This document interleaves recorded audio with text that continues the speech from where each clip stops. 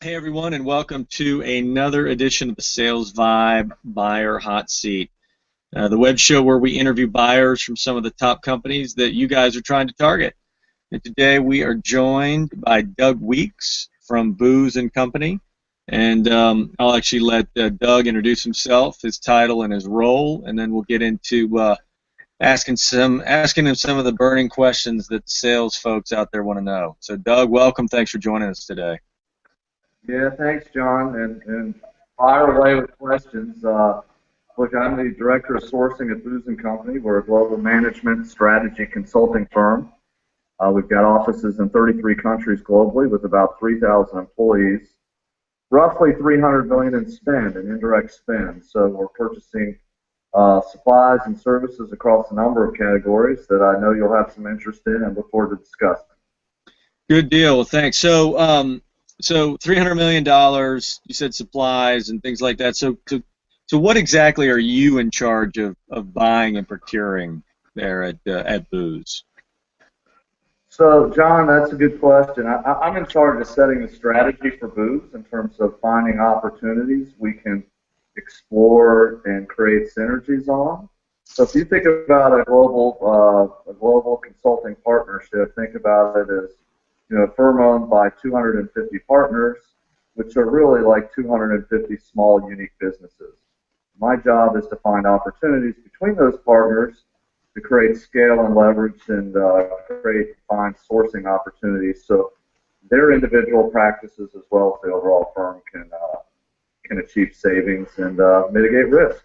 Okay. All right. That's good. That's good insight. And that's interesting to think about that as like 250 little individual companies. Never thought about it like that. So that probably makes your job pretty challenging, having 250 bosses. I like to say I'm as much of a salesperson as some of our suppliers that sell to me. Only my clients are all internal. Yeah. No, that's interesting.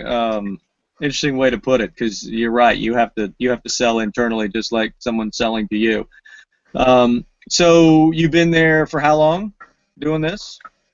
Been at Booz and Company, and previously Booz Allen Hamilton before the firm split in two for close to 14 years now.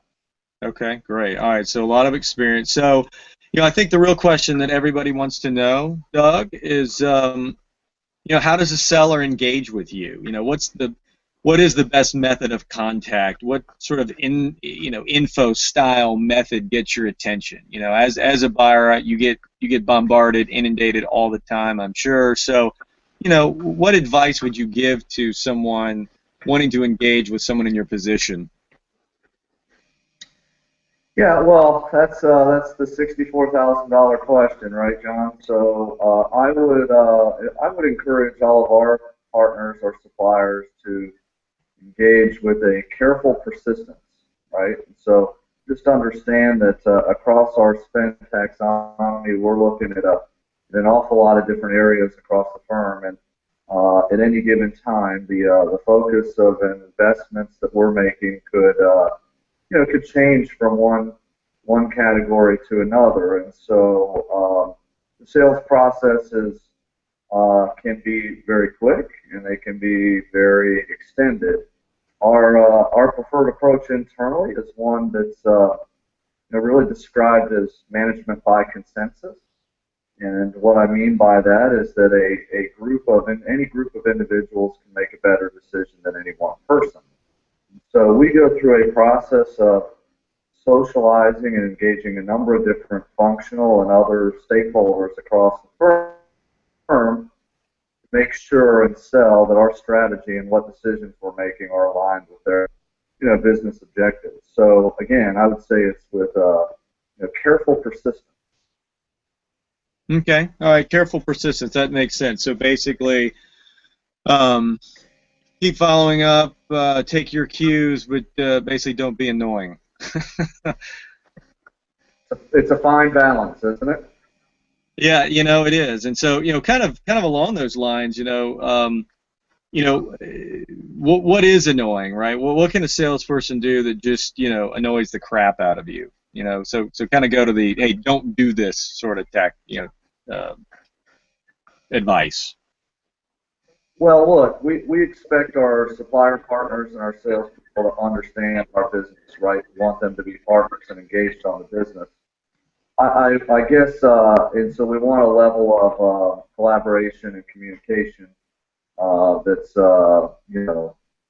always looked at as a side-by-side partner. I would say making assumptions is the surest way to create havoc and trouble in our environment, John.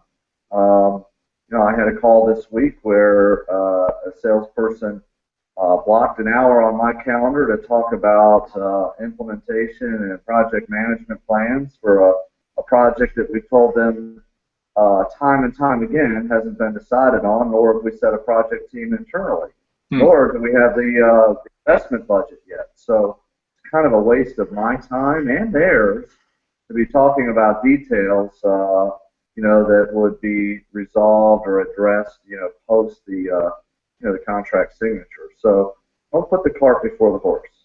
Right. No, that's good advice. And kind of, sort of along those lines, because as you know, obviously salespeople can be persistent, and as you said, somebody calendared something for you that that hadn't even happened yet.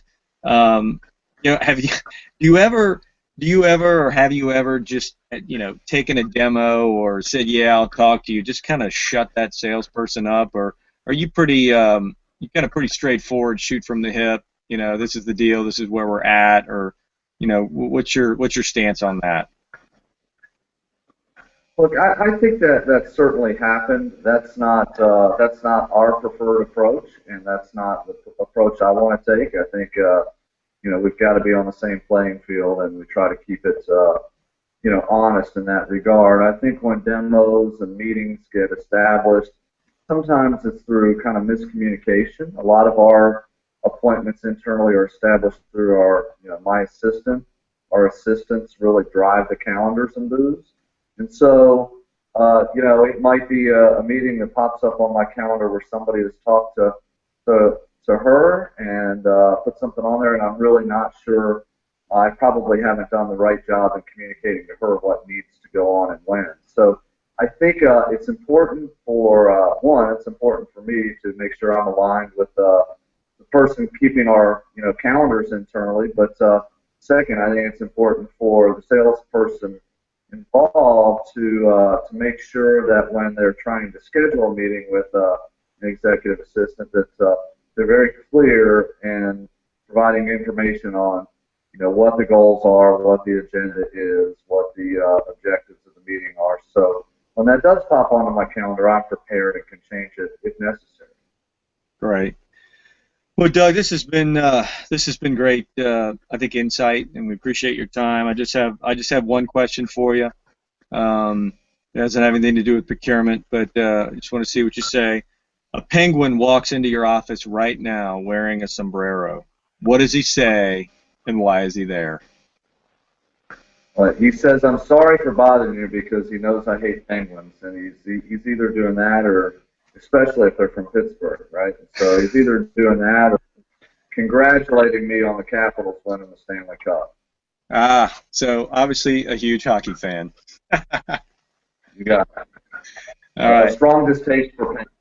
Gotcha. All right, well, on that note, Doug, thank you so much for joining us. We appreciate it, and hope you have a great rest of your day.